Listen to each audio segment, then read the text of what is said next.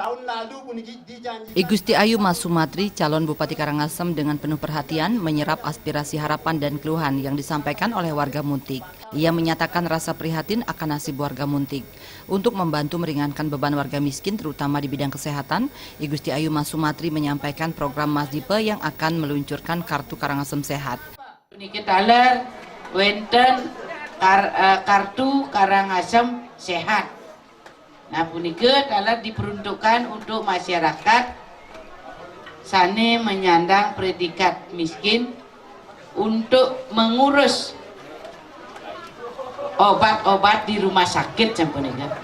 Mangde nenten medaging DP, nenten medaging dipersulit malih sampunika, nenten numbas obat malih yen sampun makte kartu Karangasem Sehat janten nike harus memang benar-benar gratis nenten aur napi-napi malih. Tur maning sane nongosin asiki nike molihang gratis makan satu hari sampunika.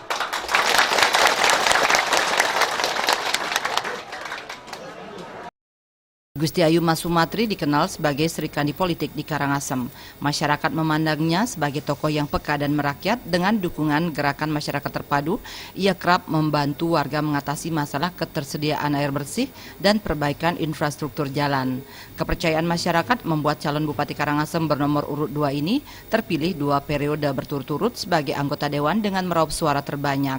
Untuk menjalankan pemerintahan yang bersih dan bermartabat, Arte Dipe, calon wakil Bupati Karangasem yang maju mendampingi I Gusti Ayu Mas Sumatri, memaparkan 9 program unggulan Mas Dipe yang berlandaskan Trihita Karana.